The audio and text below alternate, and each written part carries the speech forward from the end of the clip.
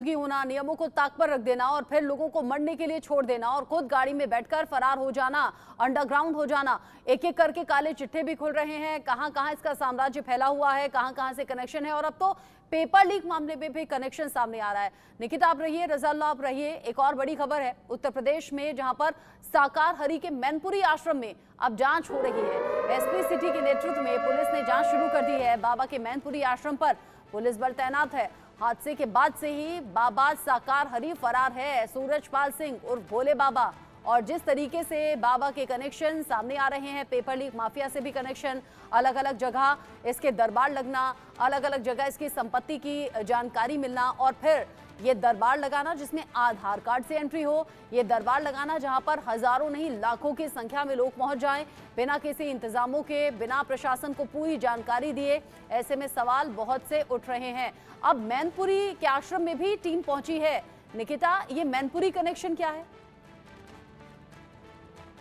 देखिए, मैनपुरी में भी इनका आश्रम है और कयास लगाया जा रहा था। रचना, आपको बता दूं कि ये वहां पर जा सकते हैं, छुपे रह सकते हैं, लेकिन मैनपुरी के जो इनके कई एकड़ की जो इन्होंने अपने आश्रम के नाम पर जमीनें ले रखी हैं, फिलहाल कल जिस तरीके से जब मीडिया पहुंची तो वहां पर कई इनके जो दस्तावेज थे पुराने, इन पे कई भी मुकदमे जो पहले से दर्ज हैं वो भी सामने आए थे। और जिस तरीके से अभी हम पहले भी बातचीत कर रहे थे और आपने भी बताया कि गाड़ी में फरार हो जाते हैं, पहले ये झांसा देते हैं कि इनकी चरण की धूल लेने के लिए जो सभी श्रद्धालु हैं वो आए, और जैसे ही वो आते हैं ना इनके सिक्योरिटी गार्ड्स और ना ये सब फरार हो जाते हैं। सेवादार के साथ साथ ये सब गाड़ी में बैठ के निकल जाते हैं। तो फिलहाल अब इसको साजिश के रूप में भी लिया जा रहा है कि ये वाकई हादसा था, ये साजिश थी। और रही बात मैनपुरी की, तो मैनपुरी के भी इनके ठिकानों से कई ऐसे डॉक्यूमेंट्स हैं, कई ऐसे दस्तावेज हैं जो बरामद हुए हैं। और साथ ही साथ आपको बता दें कि अब एक सबसे बड़ा खुलासा कि पेपर लीक मामले में भी इनका साथ था और साथ ही साथ ये अपने गैंग के साथ मिलकर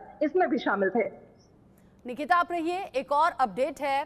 एसओजी की जो टीम है वो आश्रम में इस पूरे मामले को लेकर जांच कर रही है।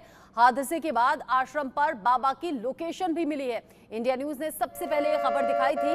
बाबा की लोकेशन को ट्रेस करते हुए ही अब जो जांच टीम है वो बाबा तक पहुंचने की कोशिश कर रही है। एसओजी की टीम आश्रम में पहुंची। हादसे के बाद आश्रम पर बाबा की लोकेशन मिली। इंडिया न्यूज ने सबसे पहले ये खबर दिखाई थी, लेकिन सवाल ये कि आखिर आंखों में धूल झोंककर कहां फरार हो गया है बाबा, कहां है अब बाबा? ये जांच पड़ताल पुलिस की टीम कर रही है। फोन स्विच ऑफ है, लोकेशन ट्रेस करने की कोशिश लगातार टीम के जरिए हो रही है। एसओजी की जो टीम है वो अलग अलग जगह अब बाबा की तलाश में तेज कर चुकी है जांच। साथ ही साथ हाथरस भगदड़ हादसे की जांच भी पैरेलल सामने आ रही है, चल रही है आगे। मैनपुरी समेत कई जिलों में बाबा की तलाश जारी है।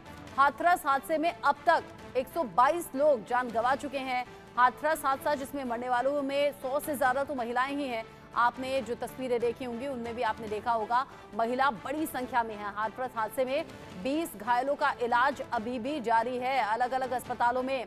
रज़ाउल्लाह, चूंकि महिलाएं भोली होती हैं, क्या यही एक बड़ी वजह है कि महिला बड़ी संख्या में इस सत्संग में पहुंची हुई थी?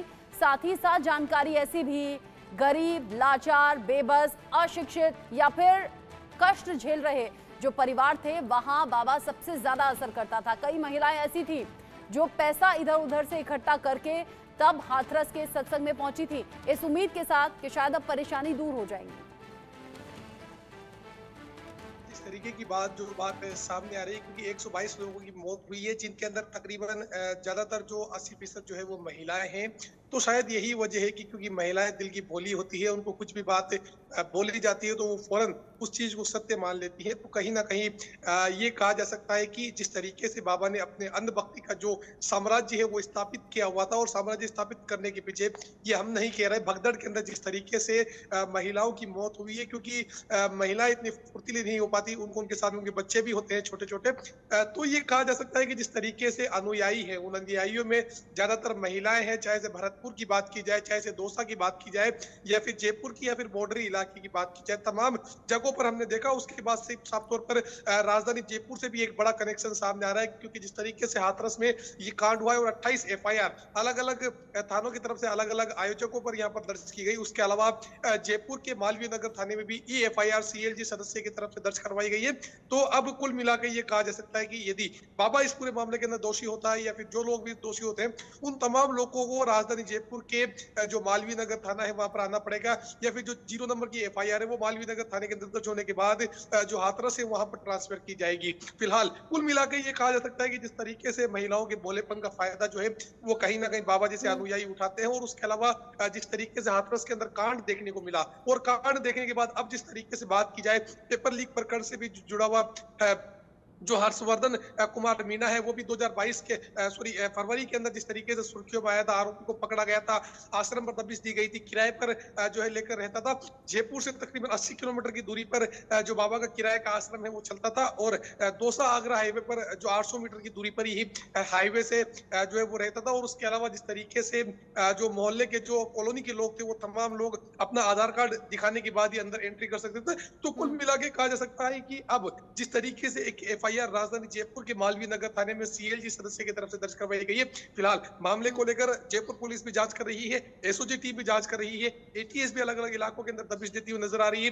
दौसा पुलिस को एक्टिव मोड पर रखा गया है, भरतपुर पुलिस को एक्टिव मोड पर रखा गया है, और जिस तरीके से जो सेवादार है उन सेवादारों के अंदर कौन कौन राजस्थान से ताल्लुक रखते थे उन तमाम लोगों का जो डाटा है वो भी कहीं ना कहीं पुलिस खंगालती हुई नजर आ रही है। कुल मिला के कहा जा सकता है कि जिस तरीके से एक दुखद घटना जो है वो हाथरस में सामने आई थी, उसके बाद प्रदेश के कई जो इलाकों के अंदर हमने देखा कि जिस तरीके से एफआईआर दर्ज करवाने का लगातार सिलसिला जारी था, और इसी बीच जिस तरीके से एसओजी के अंदर इस तरह की बात सामने आई कि जो हर्षवर्धन कुमार मीणा है वो जेईई भर्ती परीक्षा पेपर लीक राजस्थान के अंदर आरोपी है, और उसको जो है बाबा के आश्रम से गिरफ्तार किया गया था, दबिश दी गई थी। फिलहाल मामले को लेकर जांच की जा रही है। जांच टीम ये भी पता लगाएगी कि सिर्फ सत्संग के नाम पर लोगों को बेवकूफ बनाने, बरगलाने का काम और नियमों की अनदेखी करने का काम ही